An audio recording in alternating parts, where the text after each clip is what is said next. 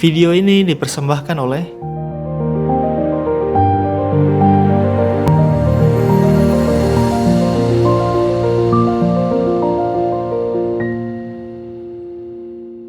Assalamualaikum warahmatullahi wabarakatuh. Sahabat, semua orang pasti sangat mengharapkan bahwa kelak dirinya akan dimasukkan ke dalam surganya. Namun cita-cita itu tidak akan terwujud bila kita menjadi musuh Allah Subhanahu wa taala. Karena hanya Allah Subhanahu wa taala yang berhak memasukkan kita ke dalam surganya. Lantas siapa saja yang akan menjadi musuh Allah Subhanahu wa taala? Simak kisahnya bersama aku, Wafi, di Sharing Sahabat Sharing.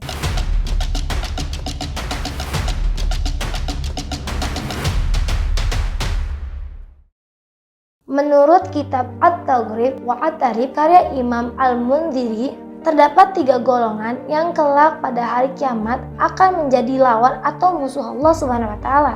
Siapa saja 3 golongan itu? Rasulullah Shallallahu alaihi wasallam bersabda, dan Allah Subhanahu wa taala berfirman, ada 3 perkara yang aku akan menjadikan musuh mereka di hari kiamat. Dan barang siapa yang aku menjadi musuhnya, maka aku patahkan dia. Mereka itu ialah orang yang bersumpah dengan namaku, kemudian dia ingkar sumpahnya. Dan orang yang menjual manusia merdeka, kemudian ia memakan uangnya. Dan orang yang memperkerjakan buruh, kemudian ia menuntut kerja penuh, tetapi tidak memberikan upah pada buruh itu.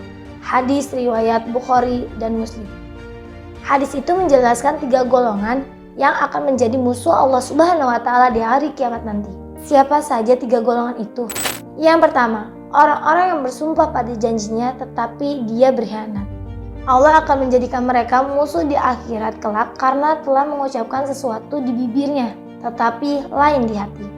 Sungguh, tiada sebaik-baiknya naungan perlindungan bagi mereka yang telah berjanji dengan membawa nama Allah tetapi berkhianat atau mengingkari ucapannya sendiri. Allah Subhanahu wa taala telah memerintahkan kepada setiap muslim untuk melaksanakan janji-janjinya yang pernah diucapkan. Dan tepatilah perjanjian dengan Allah apabila kamu berjanji, dan janganlah kamu membatalkan sumpah-sumpah itu sesudah meneguhkannya, sedangkan kamu telah menjadikan Allah sebagai saksimu. Sesungguhnya Allah mengetahui apa yang kamu perbuat. Quran Surat An-Nahl ayat 91.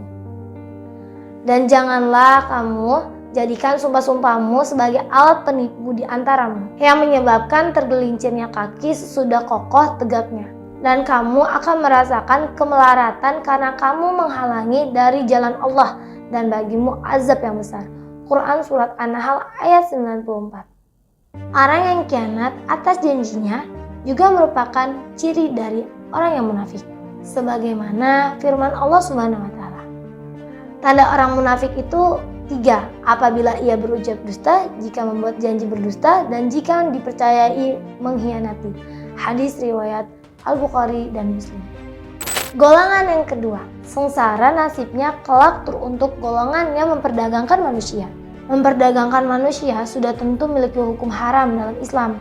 Pada hari kiamat kelak, Allah Subhanahu wa taala akan melaknat golongan seperti ini. Abu Ishaq Syairazi dan Imam Nawawi rahimahullah menjelaskan bahwa menjual orang merdeka itu haram dan batil. Ibnu Hajar rahimahullah menyatakan bahwa perdagangan manusia merdeka adalah haram menurut ijma ulama. Golongan yang terakhir yaitu golongan yang ketiga. Barang siapa yang memiliki sebuah usaha dan buruh yang dipekerjakannya, tetapi tidak memberikan hak pokok berupa upah bulanan yang setimpal sesuai perjanjian pada tepat waktu, niscaya golongan ini akan mendapatkan ganjaran berupa siksaan dari Allah Subhanahu wa taala di akhirat kelak. Dalam sebuah hadis yang artinya, dari Abdullah bin Umar, ia berkata, Rasulullah Shallallahu alaihi wasallam bersabda, berikanlah upah kepada pekerja sebelum kering keringatnya. Hadis riwayat Ibnu Majah dan At-Tabrani. Maksud hadis ini yaitu perintah untuk segera memberikan gaji dan upahnya kepada pekerja setelah melaksanakan tugasnya secara tepat waktu dan disesuaikan dengan beban kerja mereka. Karena menunda dan mengurangi Terlebih lagi tidak membayar upah pekerja, termasuk kezaliman yang dimusuhi Allah juga Rasulnya. Wallahu a'lam bishawab. Sahabat, semoga kita senantiasa diberikan petunjuk Allah Subhanahu wa taala dan senantiasa meningkatkan keimanan serta ketakwaan kita kepada Allah Subhanahu wa taala. Sekian dulu sharing dari Wafi pada video kali ini ya. Sampai ketemu di video-video selanjutnya. Wassalamualaikum warahmatullahi wabarakatuh.